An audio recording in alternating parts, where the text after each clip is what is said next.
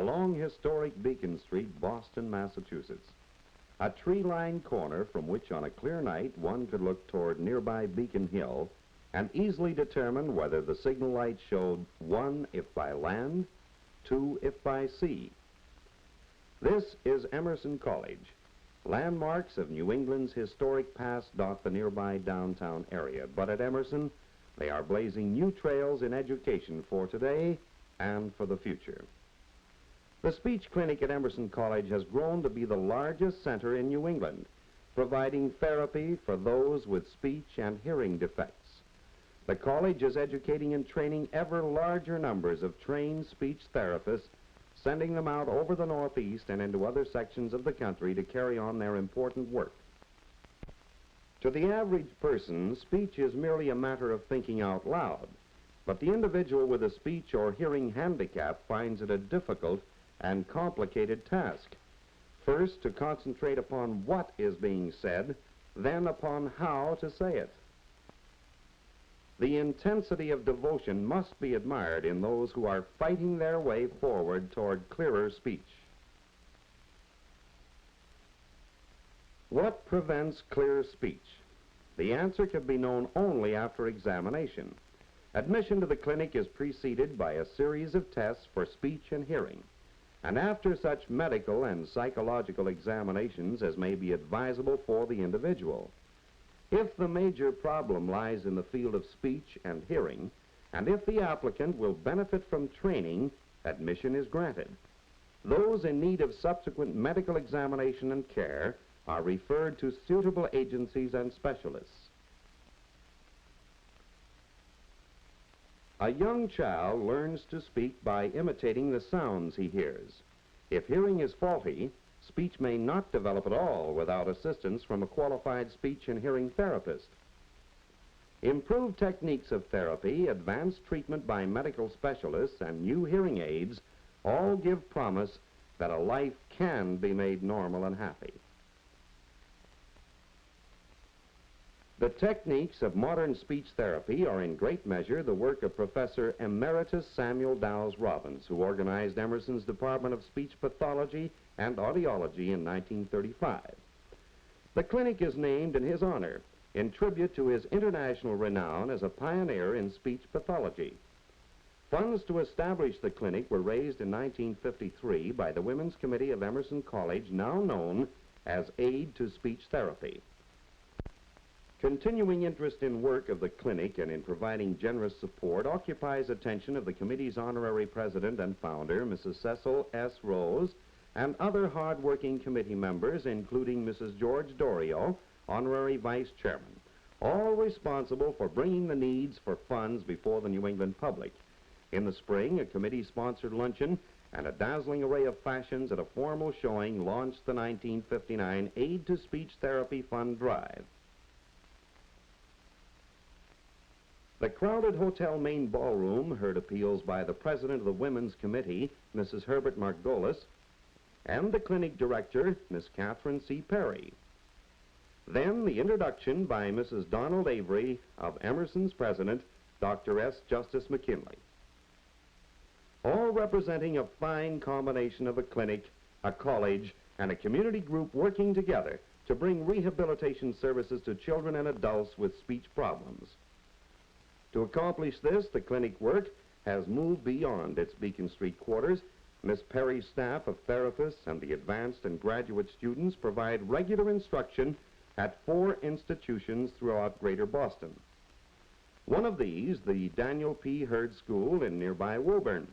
A statistical fact to remember is this: about 10% of all children and adults in the country have problems in speech or hearing or both. Therapy is provided for all types of speech defects: delayed speech, stuttering, lisping, cleft palate speech, voice problems. It is of vital importance for the child with a speech problem to be given training to help overcome the handicap. The work being done in Woburn is developing a pattern for future cooperation with public school authorities.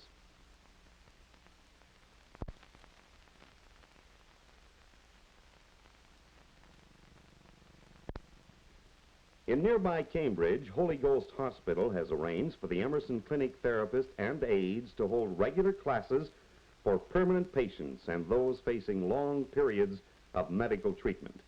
The speech handicaps resulting from illnesses or from accidents present special problems in therapy. There is, of course, no age limit imposed by the clinic, since problems of speech have no respect for age. The adult who has long suffered under the handicap of inadequate speech or hearing needs help no less than the child.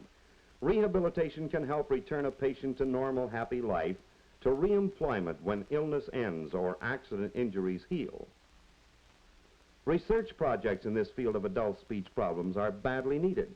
Your dollars will help bring greater knowledge and provide improved services in the future.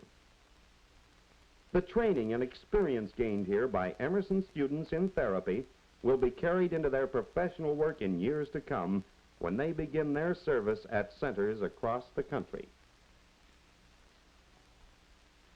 A neighbor of Emerson's clinic, not far from Beacon Street, is the Boston Dispensary Rehabilitation Center, part of the famed New England Medical Center. Here, too, patients visiting the dispensary have opportunity to be put through diagnostic procedures that may indicate proper therapy for speech or hearing defects.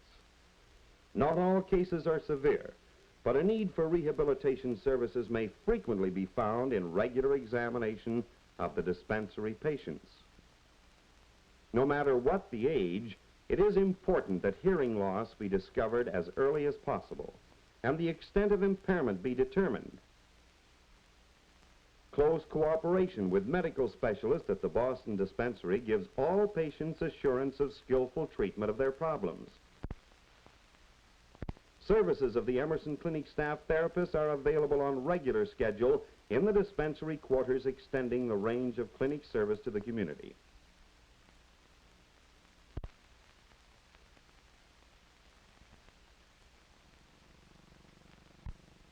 The greater Boston area is not unique among cities in finding a shortage of adequate facilities for the speech and hearing handicapped. It may be considered fortunate that such Boston institutions as the Industrial School for Crippled Children also can call upon Emerson Clinic for aid. Specialization in the field of speech pathology has only recently been given strong impetus. Most localities lack proper facilities. There is a national shortage of professional personnel. Emerson College was the first in New England and the second in the whole country to establish a department in speech pathology. The Emerson Clinic, therefore, has become both a training center and a treatment center.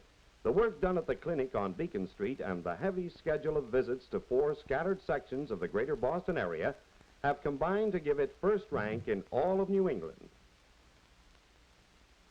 The number of students who look toward a career in speech and hearing therapy will increase, and it must, if needs are to be met in communities throughout the nation.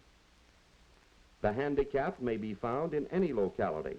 Their needs are all much the same: to find first sympathetic understanding, to receive next prompt diagnosis and immediate remedial therapy. In the greater Boston area, a magnificent beginning has been made, steady progress has developed, and future expansion of service has been charted. The course and the speed of such expansion will depend upon the measure of support Emerson Clinic receives from a generous public. Aid to Speech Therapy of Emerson College appeals for your increased support, a community effort joining greater Boston citizens with the clinic and the college to help rehabilitate the many who are handicapped in speech and hearing.